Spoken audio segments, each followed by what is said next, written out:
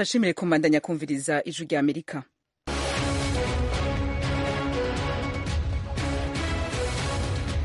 Radio ijwi rya Amerika isamirana Washington DC mu Kirundi no mu Kinyarwanda. Mwiriwe gute inshuti bakunzi bacu? Mu Burundi muriko mutwumva ku mirongo migufi ya shortwave kuri metero 25, 31 na 41.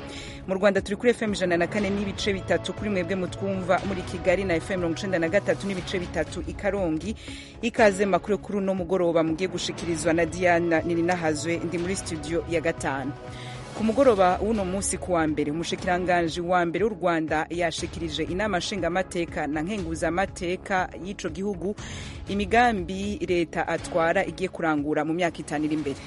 Turateganya ko tuzihaza mu bihingwa nk'ibigori, ibirayi n'ibishimbo ku buryo tutazakenera kubitumiza mu mahanga. Iyo ni intego dufite. Hazongerwa ubuso bw'ubutaka bwuhirwa buzava kuri hegitari 71 aho twari tugeze ugere kuri hegitari zisaga nibura 130. Edouard Ngirente n'umushikiranganje wa mbere w'u Rwanda yindi migambi leta y'ico gihugu giye gushimikira ko myaka 5 iri imbere murayumva handi hato.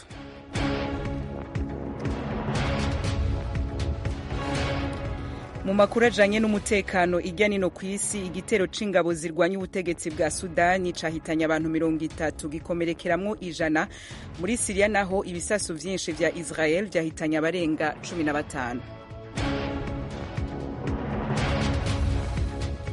Dusubiye gato ku mugabane wa Afrika, Kenya yatanguye gukora ibipimo vya ADN ku bisigarira vy'abana 21 bahitanywe n'umucanwa uheruka kwaduka ku ishure ry'uburaro ryitwa Hillside Endarasha Academy. Ikiziga c'umunyepolitike Ali Mohamed Kibao azimbere mu batavuga rumwe n'ubutegetsi bwa Tanzania catowe biboneka ko yakubaguwe yongera aturizwa acide mu maso. Idonido yano makuru yose duce ku masonga n'ayandi tubafitiye ni mukanya isase musangwe ikaze kandi mwakoze gucagura ijwi rya Amerika mu yandi maradiyo yose.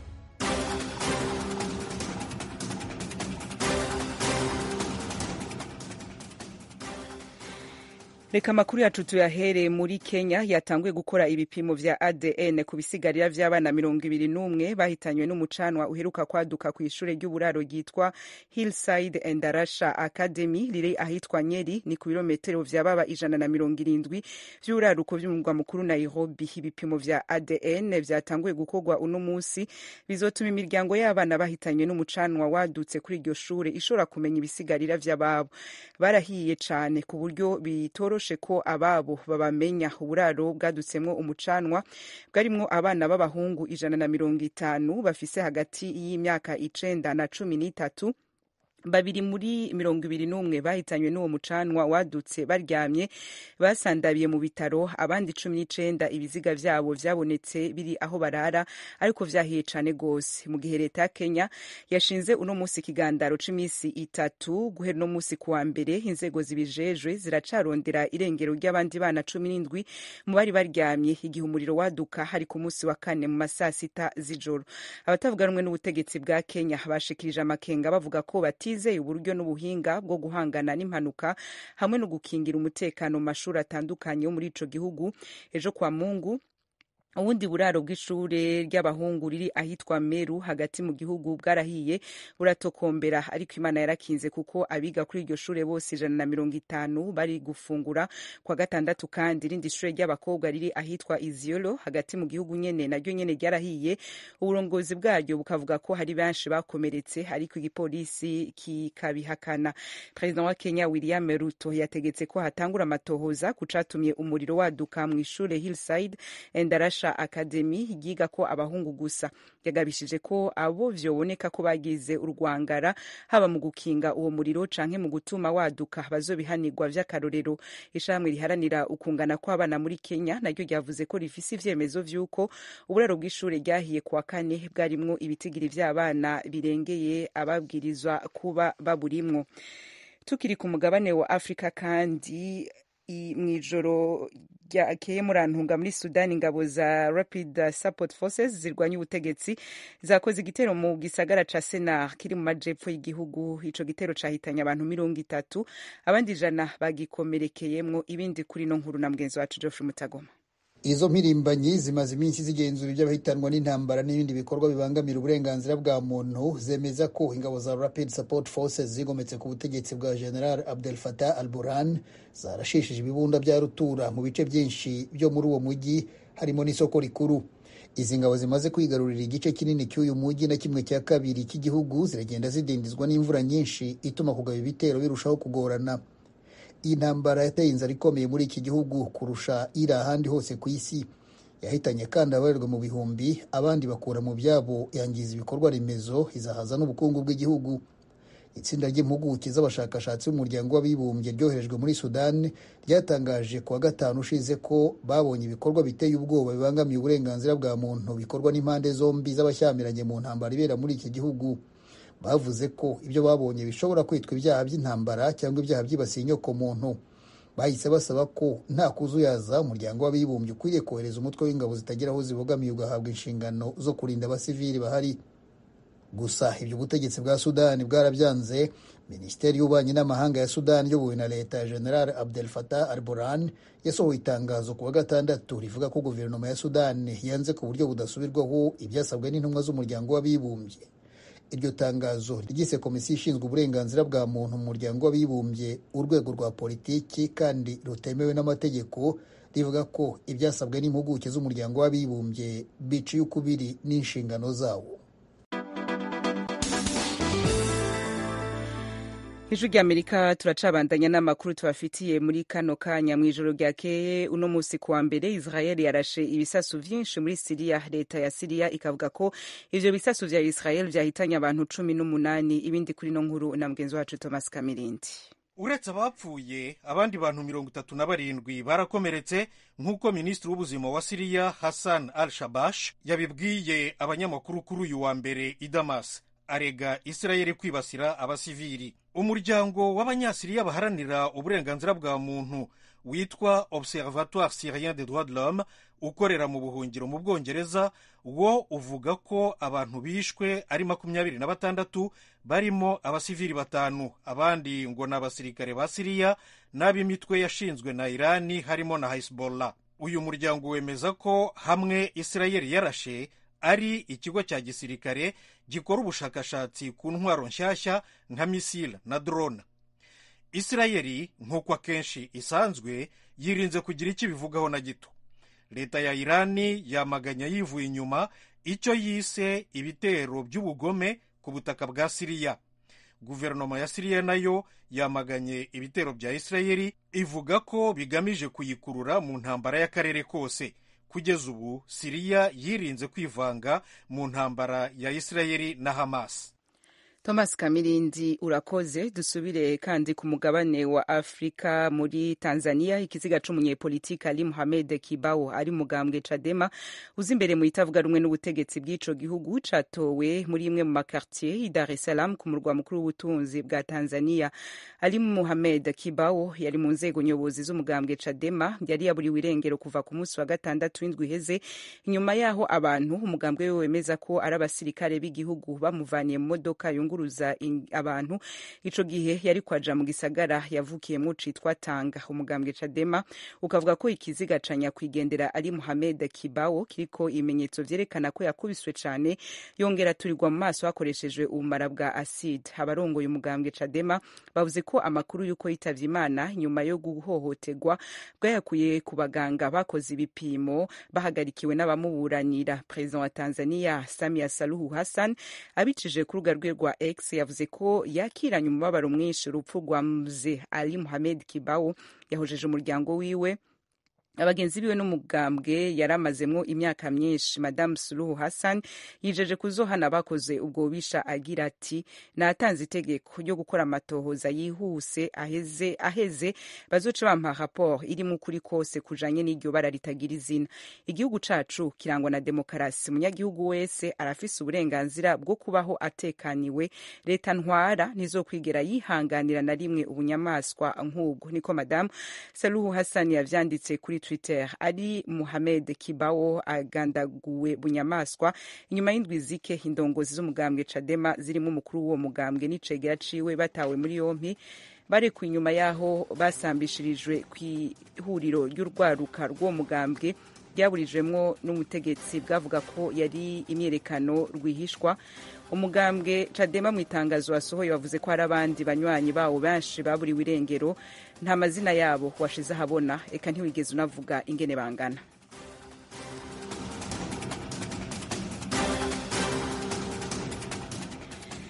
Ijwi rya Amerika amakuru yose muhejeje kumva n'ayandi mushobora kongera kuyasanga kuri wezi3 akaburungu radio yacu VOA akaburungu.com, adresse ya YouTube yacu, Instagram, Facebook na VOA radio yacu. Mukanya ni igice ca kabiri cano makuru aza gushimikira cane kuyavugwa mu Rwanda no muri Republika ya Demokarasi ya Kongo.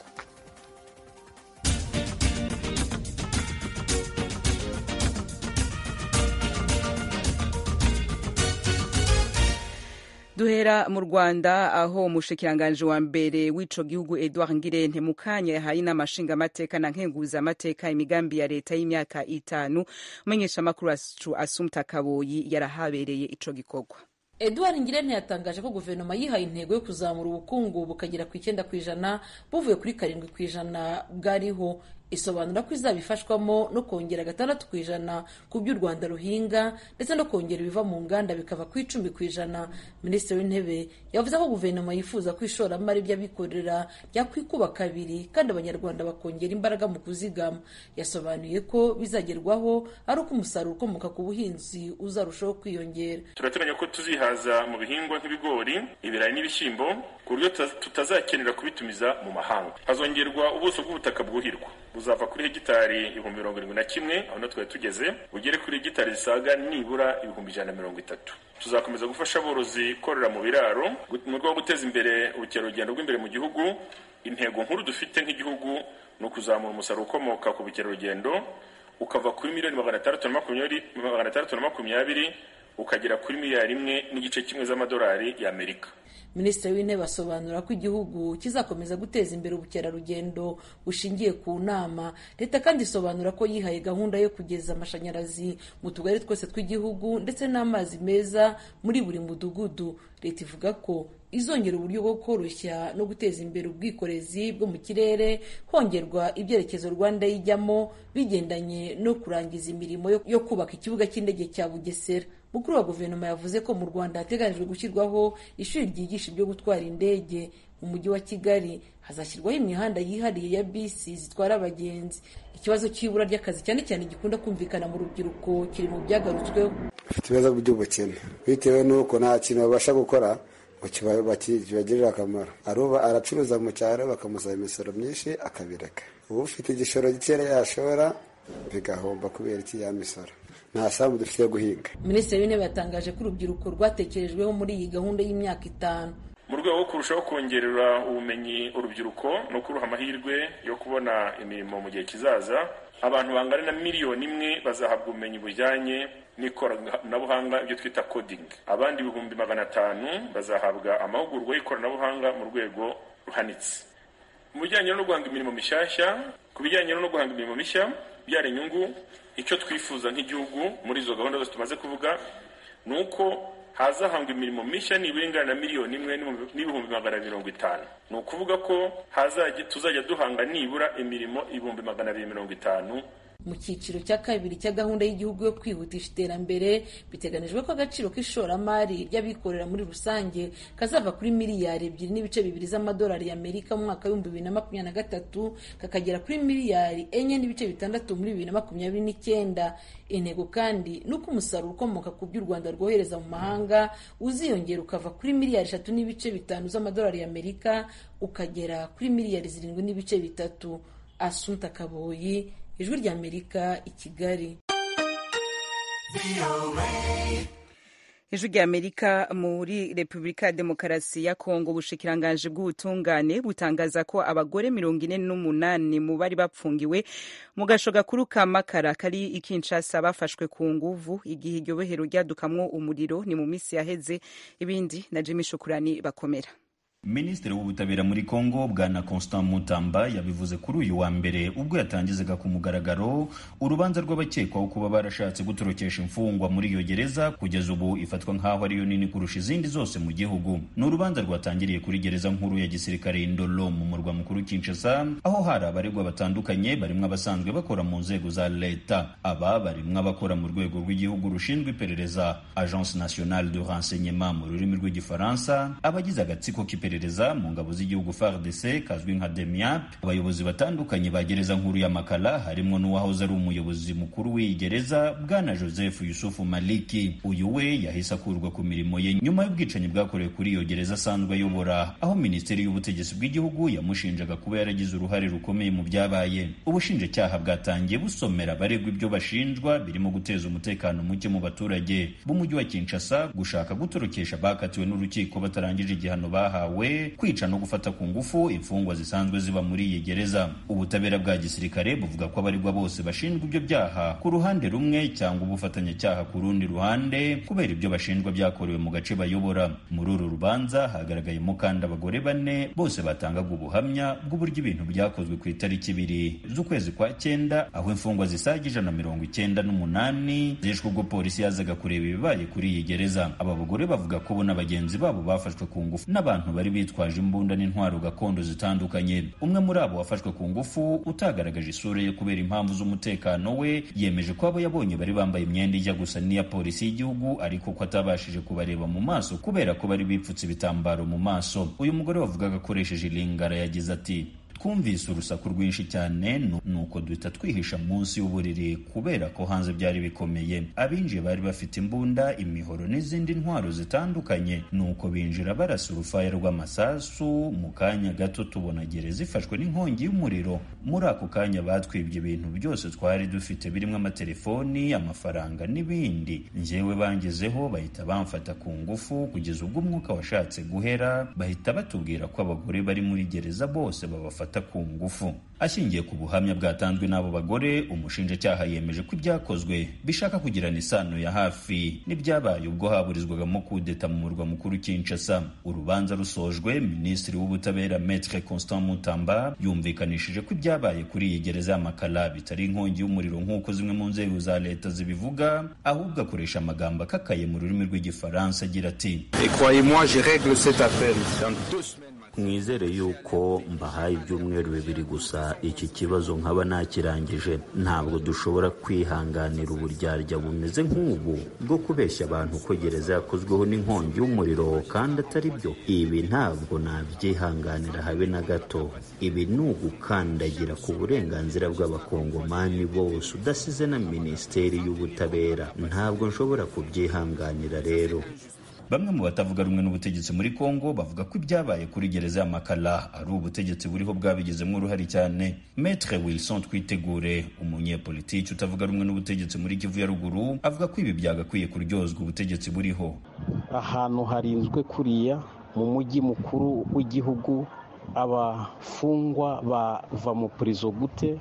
Kandi unarebye n'ibyo turi kubona ku makuru, batangiye gucakura umuriro, barawuca kugira bafasilite ira evasion. Niyo mpamvu twe tubona yuko si bwa Kinshasa bwabikoze kugira ngo bucikisha abantu bamwe na bamwe mu prison ya Kinshasa ya Makala. Kabona yuko na kiriya gikorwa bakoze abasirikare kwica abantu, niba ari abasirikare batagira professionalisme, abantu badafite formation ihagije, bakubita amasasi bapfa gukubita uko babonye. Kuva aho gereza nkuru ya Kinshasa ifashwe n'inkongi y'umuriro, imibare itangwa na leta yemeza ko abagororwa 198 aribo baguye muri icyo gitero. Kugeza ubu butegetsi buvuga ko cyakozwe n'abantu batazwi. Ibyo byateye Minisitiri w'Ubutegetsi bw'Igihugu gutanga itegeko ryo gufunga no guhagarika ku mirimo umuyobozi wa gereza ya Makala n'abandi bari bafatanyije nawe ku buyobozi bw'iyi gereza nkuru muri Repubulika ya Demokarasi ya Kongo. Jimmy Shukrani Bakomera, Ijwi ry'Amerika, Igoma.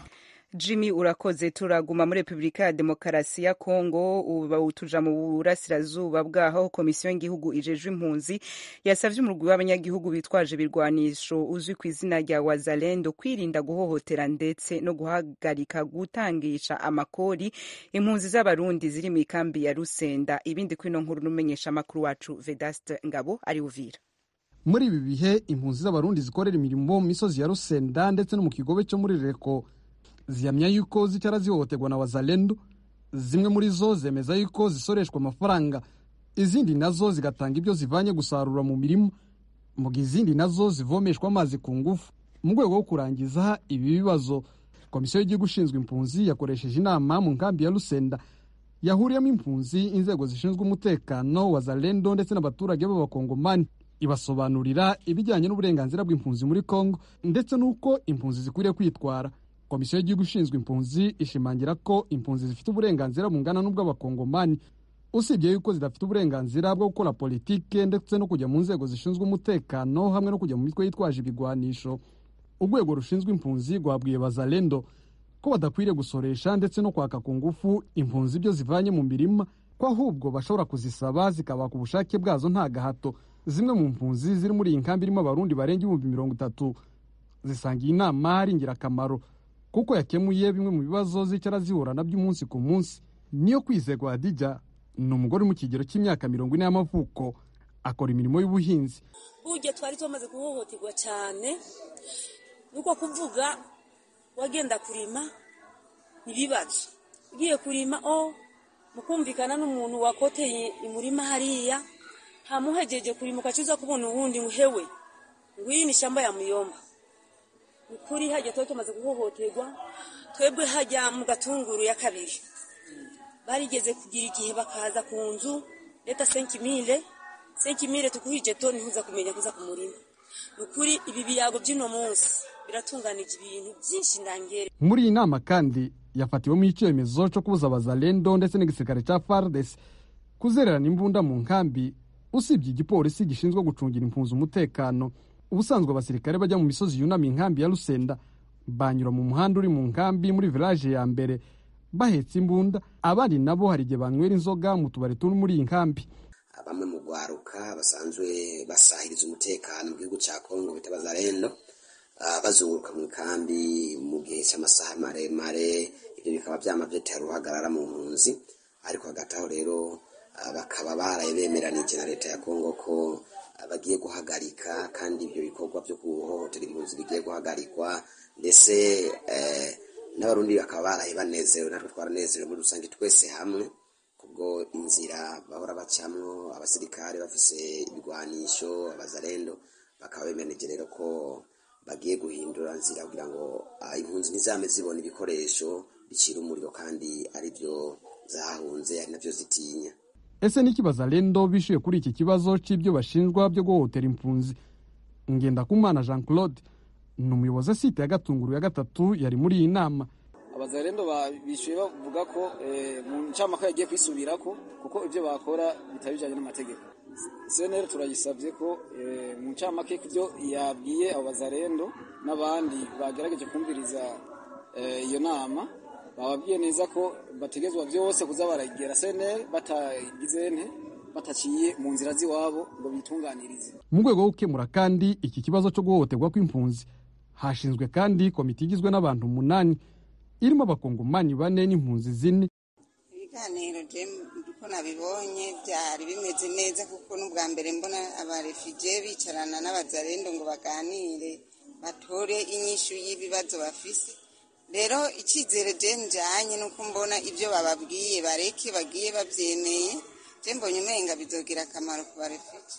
Mu mwaka wa 2021 ndetse n'umwaka wa 2022 abantu bitwaje ibigwanisho bakekwa kuba abamayimayi bagiye binjira muri iyi nkambi bakica impunzi, bagasahura inka, ihene ndetse n'amafaranga y'impunzi.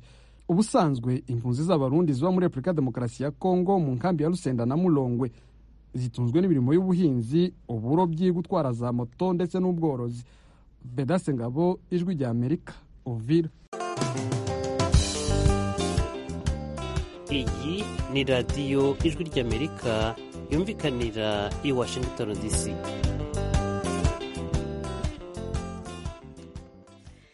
ejo aho bukera aha muri leta zunze ubumwe za amerika saa tatu z'ijoro Kamala Harris azoserukira abademokrate mu matora yo mu kwezi kwa 11 na Donald Trump azoba ahagarariye abarepublikane muri ayo matora bazohurira mu kiganiro mpaka aho bazoja impari ku migambi bafitiye igihugu. Ico kiganiro kizobera kuri televiziyo ny'Amerika ABC. Ibiharuro bijanye n'ukuntu bakundwa n'abanyamerika bimaze kuja habona vyerekana ko vice president wa Amerika Madame Kamala Harris na Donald Trump yahoze ari president wa Amerika basa n'abanganya amajwi.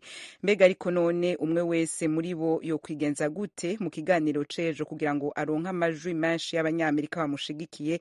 Umuhinga akurikiranira hafi politiki ya Amerika Leonce Hakizimana yabiyaze na bwenzi wacu Frederic Nkundikije atangura avuga ku kamaro k'ibiganiro mpaka nk'ikizoba ejo ku wa kabiri.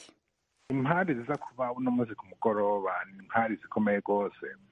Imbere yuko ntangura kuvuga ico nibaza, uravye neza amatora yagiye araba menshi mu myaka yahera, usanga abantu benshi baharira nta majwi menshi uheza ngo wunguke ayo mahari aheze, umugabo arashobora kuyahomba. Aho rero niho bigoreye kuko nk'umuntu nka Kamala Harris wewe kubera ati abantu benshi hari abataramumenya rwose, uravye 28% ntibamuzi neza, ari n'ikintu ashobora guhomba rwose. Nico gituma bisaba ko ateza kwiyerekana, akavuga uwari, akavuga ibintu azokora, na cane cane akerekana ko ashobora kuba perezida. Urabona umuntu azoba abaye umugore wa mbere abaye perezida, na cane umugore atari n'umuzungu. Birasaba rero ko azotegerezwa kwerekana imigambi itomoye. Iyo migambi nyene tukivuga kuri iyo migambi, ibiharuro bikorashikirizwa vyatohojwe vy'amajwi yabo, ukuntu bakundwa n'abanyagihugu bavyerekana ko basa n'abanganya, mu Congereza bavuga ngo neck and neck. Ku bwanyu umwe muri bo, haba Donald Trump canke Kamala Harris, ikintu umwe yokora kugira ngo aje imbere y'uwundi bibonekane ikihe? Reka dutangure kuri Kamala Harris, yokora iki uyu munsi muri izo mpari? Ico yokora no gushimikira ku migambi, akerekana imigambi tomo ico azokora, haba mu butunzi, haba mu magara y'abanyagihugu, haba ku ngorane ziriko ziraba hariya ku mbibe z'igihugu. Abanyagihugu, abantu bagomba kwinjira bidashiye mu mategeko, ateza kwerekana ko ibintu bitomoye, ivyiyumviro bitomoye azokora, kuko na cane cane ko Trump ashobora kumwerekana yuko ariyo ngorane afise, abanyagihugu batamwizigiye ko azokora ibintu bitomoye. Uno munsi ni rero ni umunsi Kamala Harris aronse yo gutomora neza ivyo azokora, gutyo abanyagihugu baza kuvaho, n'abandi nabo batamuzi neza bakavaho bazi ico ahagaze. Ico nico ategerezwa gushimikirako. Donald Trump wewe yokora iki kugira ngo aje imbere bimwe biboneka? Ari n'ibintu yokora nawe nyene, abanyagihugu baramuzi bose, ntategerezwa kwimenyekanisha. Umugabo nawe ategerezwa kwerekana yuko, Trump ategerezwa kwerekana yuko nawe ari umuntu w'umushinga ntahe, ko ari wa muntu afise amajambo, yubaha abantu, na cane cane ko azoba ari n'umupfasoni. Ateza kwerekana yuko umupfasoni amwubaha, kuko baba bibaza yuko atamwubaha. Hama ica kabiri, ateza kwerekana yuko wewe ashigikiye ivyiyumviro vya ekonomi bitomeye afise ari vyiza, ivy'amagara y'abantu, afise ivyiyumviro vyo guteza imbere igihugu, kuko mu bisanzwe basanzwe bamwemera kuri ivyo vyiyumviro. Yogumaho akagumiraho nyene, rero ntasamazwe n'ubaze ko baraharira. Nibaza ko azoba ashitse ku bintu bikomeye rwose kuri we nyene, azoba yifashije rwose. Ugiye ico tubwiye ku mategeko agenga izo mpari, amwe mu mategeko bavuze nuko igihe umwe muri bo ariko aravuga, mikro y'uwundi izoba yugaye. Ivyo bifise akamaro kahe kuri umuntu? Ico ni ikintu gikomeye rwose. Baravuga yuko uravye amategeko ABC yavuze izoshiraho, nuko bazoreka umwe akavuga agaheza, mu gihe umwe ariko aravuga uwundi we bazoca bugara mikro yiwe kugira ntavuge, ntivyuka naho yovuga ibintu ntibavyumve. Ivyo ni ibintu vyiza ugiye kuraba ko tugomba gutahura neza aho umuntu ahagaze, ivyiyumviro vy'umuntu. Ni vyiza ko bituma atawugira ngo avugunda ariko aravuga, guhana amajambo bw'abashinga ntaye, nivyo vyiza. Yari rero Leonce Hakizimana, no umuhinga akurikiranirana hafi ivya politiki ya Amerika, arakoze na Frederic Nkundikije bayaga. Gusa nkosore gato mu ntango yavuze ko ikiganiro kiza ku uno musi ariko kizoba ejo, azoba ari saa 3 z'ijoro ku masaha yo ngaha muri Leta Zunze Ubumwe za Amerika, Washington DC. Ijwi rya Amerika tuzokibashikiriza ikibiriraho biciye kuri wezi3 akaburungu radio yacu voa.com. Muzoshobora kugikurikirana kandi kuri Facebook yacu ariyo VOA radio yacu. yacu nongaha rero haciye ahagarukira amakuru no mugoroba mwakoze kudutega abiri muhinga bw'ivyuma bakoze abo twakoranye Nadia Tahana ejo niyo bari kumwe kuri micro yari Diane Ninahazwe yakoze Frederic Nkundikije raduhagarikiye ahanje turongera mu makuru yo mu gatondo aza ko ari gice isaha 1:30 ku masaha yo mu karere k'ibiyaga binini mu kurindira murabandanya mudukurikira ibiganiro vyacu bitandukanye vya vya video canke ibica mu mafoto eka no mu nyandiko kuri YouTube ni wa radio yacu urubuga rwa internet nawe wezi 3 akaburungu radio yacu voa.com umugoroba mwiza abandi umunsi mwiza bivanye naho muherereye.